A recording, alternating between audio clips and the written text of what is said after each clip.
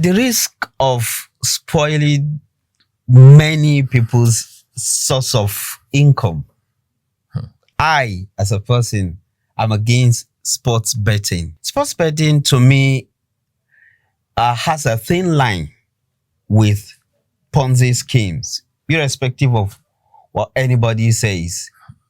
As far as I am concerned, Ponzi scheme and sports betting are like Siamese twin. They go together. There is hardly any difference between them. Of course, you can say there is excuse that those who engage in sports betting have, some legal backing and all of that. But then I am totally against it, because to me, it is individuals trying to take their chances, a possibility that is not certain. People are engaging in sports, utilizing their abilities to bring joy to millions and millions across the world. You sit there wanting to cash in on the outcome of such match. This is Confluence Podcast. Today, unlike the regular team that you used to have 3 or 4 of us, today we're just 2. And I have with me Mr. Okpe, who is also going to come in this discussion. Okpe. Thank you, Abagi. However, let me disagree with you strongly for laying a very faulty foundation for this discourse. Number one, sports betting is not a crime. Sport betting is a legal business and is well regulated in almost all the nations of the world. Each country you have, in Nigeria, we have sport lottery, we have a lottery commission. It is a well-regulated issue. That's number one. Number two, it is an age-long practice, right? Before we were born, people were already into sports betting. Long after we are gone, people will still be into sports betting. That's number two. Number three, Bagi, let me be honest with you. Sport betting has to do with trying out your capacity with probabilities. I'm coming. Listen, I'm coming. Trying out. No, I just want to correct this before you move forward. The fact that a particular activity or a particular thing is old and has been in practice for long does not make it legal. Of course, there doesn't make it illegal at the same time. No, it is not illegal. Yeah, just like prostitution. Prostitution is one of the oldest practices or ventures that people go into worldwide. Yeah. Does that make it right? Does that give Are you it talking about any moral? It's being right or being how do I put it now? It's not morally okay to go into it or illegal. We're talking about the legality. There are societies where prostitution is legal. Yes. They call it sex work. Yeah. They say the prostitutes they are not called prostitutes. They call them sex workers. Yeah. Because they want to give it some, fancy name to. Not fancy name. You just try to establish the sector. Prostitution is prostitution as far as I am concerned. I make that tag. I make their income taxable. Betting is betting as far as I am concerned. You make it legal. You make it functional, you make it systemic, and then it becomes taxable. Government generates more revenue for that. But we are not going into that. Let me lay this foundation so that we have a better foundation on the issue of sports betting. I've told you it's an age-long practice. Mm-hmm. That's one. Two, it is purely legal. Right? Now, three, it is just betting is life. And I will explain what I mean by that. That betting is life. Betting is nothing other than testing your prowess and probabilities. As a graduate of statistics, I understand the rudiments of probability. Whether this or is going to be this. Everything in life is on probability. Everything under heaven. I'm getting married to this lady that I love so much. I'm just gambling that it will work out fine, that we will live long together, that we have children together, that we will live happily ever after. It's pure probability. I'm coming. I know some persons, when they were growing up from primary school, what do you want to be when you grow up? I just want to be a banker. And somehow, the kid grew up, became a banker. Oh, the dream was short-lived. Okay?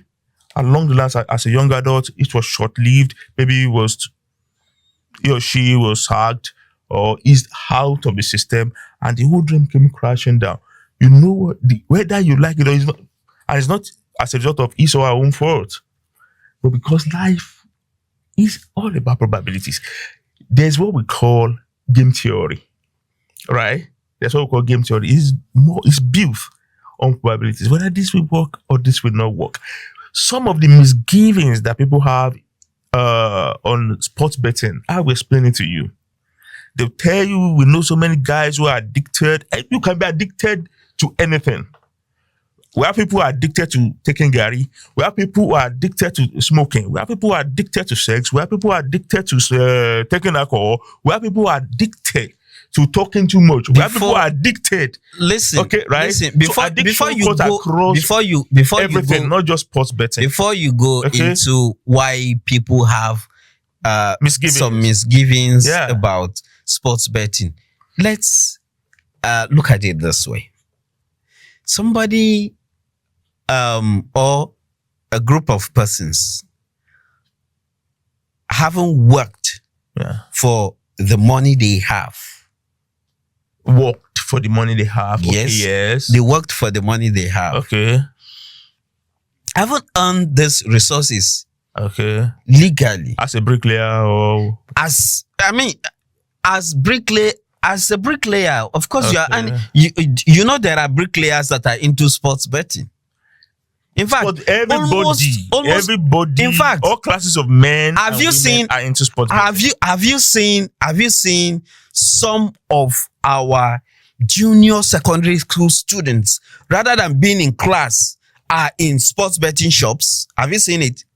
It happening here in Lokoja. It's not only sports betting that keeps people out of school. No, I am saying awake on this topic. We're talking of sports betting. Some are in farm, so that you can eat, and me too, I can eat, and they are running away from many of them on farms. Many of them are in sports betting shops. We have so many of them on farms. Have you? So that you and I can eat. You have not admitted that. You must also admit that we also have students who should be in school, who should be in the classroom studying, who are on farms. We are not talking about farming now. We are talking of gambling. Whatever takes anybody out of school. Why you frown at that? I'm just telling you that it shouldn't be the baseline to just condemn the whole process. Nobody is condemning. Right? Nobody is condemning the whole process. I am saying there are vices. There are vices to gambling. Vices. Yes. In fact, gambling in its entirety is a vice that why we describe sport betting. There are other means through which you can make a living. You don't have to depend on gambling. For instance, you talked about probability. The biggest way you can demonstrate probability is in farming. You put a particular grain on the ground. Okay. You are hoping that it will grow into a big tree, or a particular crop will come out of it for it to serve as food for you. And source of income. Yes. If something happened, for instance, there is destruction or the soil, is no longer fertile, or X-Men decide to invade your farm. yes, or rains don't fall adequately as that soil will require for that grain to grow. That is it's a probability, Yeah, but see, look, that is a it's positive. gambling. It is a positive. It's gambling. It is a positive Positive probability. gambling, right? It is a Positive gambling. probability. See, It's not gambling. No. It's not gambling. You gamble. No, we're talking When you of plan, probability look, here. even probability, it's the same thing. It's the same thing. No, There's it's nothing- not the same as it's the same gambling. thing. No, it's not the same as gambling. Let me give you an instance. I'm supporting candidate A and not supporting candidate B to be my local government chairman or to be the state governor in my state the state where I come from. It's pure gambling. You pick a mango seed, as small as it is, you planted it, right? Just one. And you expect that a large tree will come up and you will consume like 200 ripe mangoes every season, right? Yeah. It's still gambling. You can call it positive, you can call it whatever, but whether you like it or not, it is life is on probability. Everything in life. You see, in life. Why we try to generalize issues of everyday happenings in society on probability, which is how life operates. Yes. It does not still justify the fact that people, people invest their hard-earned resources on sports gambling, sports betting. That's is a different. wrong. No. You cannot generalize. The issue is you don't condemn a process because some persons choose to involve in it irresponsibly. Okay, I will explain that. For instance, I want to bet on some games this weekend, right? I want to bet on some games this weekend, and I have some needs as a family man. I may decide not to place a bet this weekend, but perhaps I've met virtually all the basic needs in the family and personal needs. I still have some little, some little cash I can Play around with, or toy with, invest with. I will explain that. betting is not investment. It's whether I like it, whether I like it or is not. not. Everything probably It is investment. not. Everything is investment. I will No. explain. Look, and I decided that okay, just 1,000 naira out of 100,000 naira. I'm placing it on a bookmaker system, right? If I lose, I don't feel much pain. If I gain, my dependents also benefit from that. There's no harm in that. That means I'm betting responsibly. And I know virtually all betting organizations, betting companies across the world, we always give that caution. Bet responsibly. Do you know? So if do we you now know? have Do people you know that? Do carrying you know their that? life savings? Do you know that? Do you know that is robbing Peter to people? How do you mean that? Because it is like money collected from different That's how life persons. is. That's basically what is happening. No, it is In not. everything in life, right? No. Everything in life It is is- not in everything in when life. we talk about It is not in everything when we in talk life. about wealth distribution, money flows, it's still the same process. Ope, give me a break from this economic jargon. You're trying to say economic wealth distribution and all of that. I am saying you take from, say, you, I, 5 other persons that have bet on it. You see, if this team win by this margin and all of this, you're going to get this X amount of money, Oh, yeah. which comes because at the end, the betting company does not lose a kobo. Who told you? They don't lose. Companies, who told no. you that they Betting don't companies, betting companies, if it were to be a venture where they lose, many of them will no longer be in existence. But not all of them that are still in existence. 888, one of the oldest betting companies in the world, Yes. still exists. It has existed for more than 100 years. Fantastic. It is still operating. Bet Naija came into this country for close to how many years? It is still booming. About 20 It years, is still, about, yes, it is still operating. Other betting companies keep springing up every day. You think if there is any form of losses, they will be springing up in that. It's lucrative. It is lucrative. What makes it lucrative? Because they are robbing Peter to pay Paul. No, it's not that they are robbing Peter to pay Paul. That is what they are What doing. just happened is that it's a lucrative business. For instance, now How is it a lucrative business? Let me give you an instance. You know, one of my friends whose mom runs a food catering center once told me that you can't sell rice and run at a loss. Okay? You can't sell cooked rice and run at a loss. Meaning Food business is lucrative, and that's why you keep seeing them springing up everywhere. So if betting companies are, food business is lucrative because they make gains.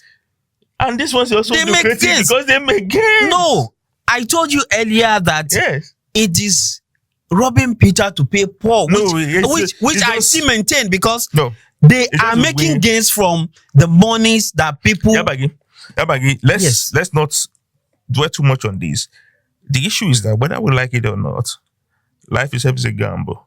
Nobody promised me that I'm going to lift it tomorrow. It's a gamble that if I'm planning today, but doesn't mean I won't stop planning for tomorrow, right?